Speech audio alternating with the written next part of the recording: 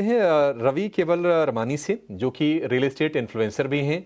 रवि, बहुत शुक्रिया आपका समय देने के लिए। आपके पास भी ऐसे तमाम लोगों के सवाल आते होंगे, आई होप क्वेरीज होती होंगी कि 50 लाख रुपए का ही बजट है, हमारे लिए ऑप्शन क्या है। आप उनको कैसे गाइड करते हैं? आप जरा बताइए, आपके नजरिए से कौन कौन से शहरों में विकल्प अभी भी बचे हैं?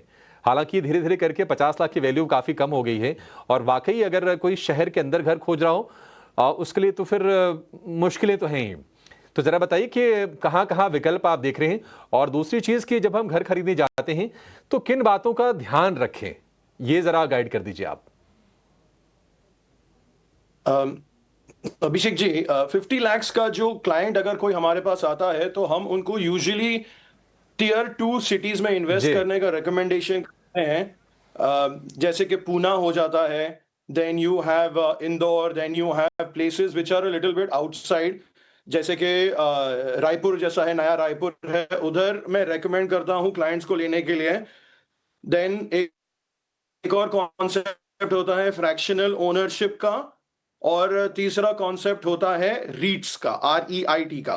तो जो जिनको इन्वेस्ट करना है और बड़ा क्वांटम नहीं होता है, तो उनको हम ये डायरेक्शन में गाइड करने की कोशिश करते हैं।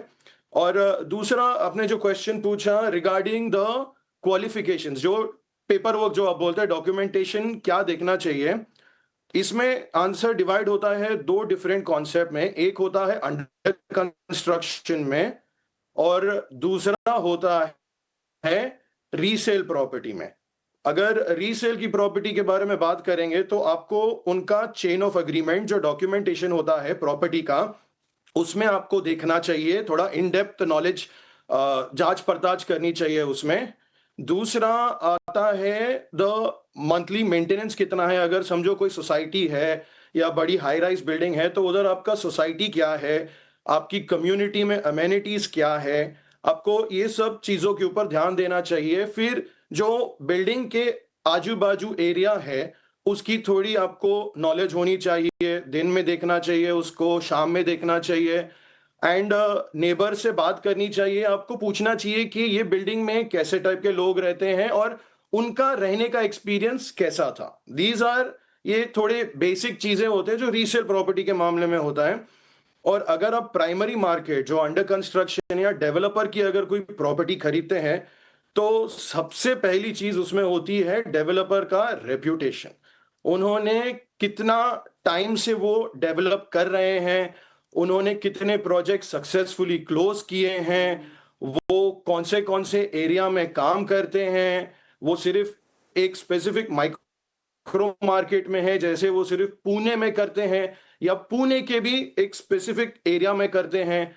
मुंबई शहर में लग्जरी डेवलपर्स आते हैं जो एक स्पेसिफिक एरिया में काम करते हैं, जो मुंबई के उस 3-4 पिन कोड के बाहर ही नहीं जाते। तो दूसरे टाइप के डेवलपर होते हैं, पर उन उन डेवलपर का रेप्यूटेशन उस माइक्रो मार्केट में बहुत अच्छा होता है। फिर दूसरा होता है जो नेशनल लेवल पे करते हैं development. You have some good companies which are working in Bangalore, Hyderabad, Mumbai, Delhi, Calcutta. और कुछ होते हैं जो पब्लिकली लिस्टेड और पब्लिकली ट्रेडेड कंपनीज होते हैं। तो ये सबसे इंपॉर्टेंट होता है। ठीक है। रवि, एक और चीज, एक रिपोर्ट आई थी कुछ दिनों पहले, और उसमें बड़ा एक इंटरेस्टिंग ट्रेंड निकल के आया कि जो रेडी टू मूव जो घर है ना, वो सस्ते हैं, और जो अंडर कंस्ट्रक्शन जो घर हैं वो महंगे हैं। मे भी हो सकता है कि अब नए घर जो बने, नए डिजाइन के साथ बन रहे हैं, उनमें अमेनिटीज ज्यादा हैं, इंटीग्रेटेड सोसाइटीज आ रही हैं, ये रीजंस हो सकते हैं। तो अगर मान लीजिए ये बजट है और टायर 2 में अगर जाना ही है, तो आपके हिसाब से रेडी टू मूव में ऑप्शन मिलेंगे, या फिर जो अंडर कंस्ट्रक्शन है वहां पर भी विकल्प मिल सकते हैं? दोनों में एडवांटेज है और डिसएडवांटेजेस है। आपको जो बायर होते हैं उनको अपने माइंड में रखना पड़ता है कि उनका इमीडिएट रिक्वायरमेंट क्या है।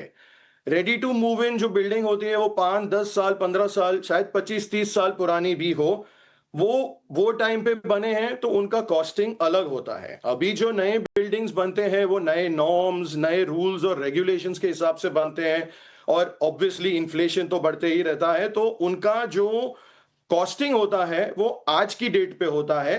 तो they are definitely more expensive. But आपको उसमें कम से कम एक पेमेंट का टाइमलाइन मिलता है।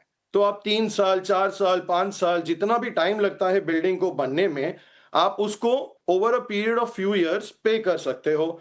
फिर कभी डेवलपर्स आपको प्लान भी दे देते हैं, पेमेंट रिलैक्सेशन प्लान्स होता है, जहां वो 20, 30 या 60, 40 का कुछ स्कीम लाते हैं, तो वो एक पेमेंट का भी आपको सहूलियत मिल जाती है। रेडी टू मूव इन में आपको 30 दिन, 60 दिन, मैक्सिमम 90 दिन में आपको पूरा पेमेंट करना पड़ता है। तो उसमें आपको आपका फाइनेंसेस देखना पड़ता है और उसमें आपको फाइनेंसेस में एक लोन फैसिलिटी अगर आपको चाहिए तो your finances and your credit score has to be very strong to get that loan. These are kind of the two main differentiator जो आपको मिलता है। दूसरा आता है डेवलपमेंट में आपको जो अंडर कंस्ट्रक्शन होता है उसमें आपको फ्लोर का चॉइस, पार्किंग का चॉइस, अमेनिटी के चॉइसेस मिलते हैं। रीसेल के जो पुराने बिल्डिंग होते हैं उसमें जो है वही मिलता है, उसमें आपको चॉइसेस नहीं मिलते हैं। So each one has their own, एक का पॉजिटिव और नेगेटिव, प्रोस और कॉन्स सबका रहता है। करेक्ट, करेक्ट, बिल्कुल। बिल्कुल, दोनों ही में जो रेडी टू मूव है उसके भी कुछ बेनिफिट्स हैं, जो अंडर कंस्ट्रक्शन है उसके भी कुछ फ़ायदे हैं और आपकी अपनी प्राथमिकता फिर उसके हिसाब से तय होनी चाहिए। आप अपनी प्राथमिकता देखिए, उसके बाद अपनी प्रॉपर्टी आप सर्च कीजिए या फिर तय कीजिए। हर्षल जी, आप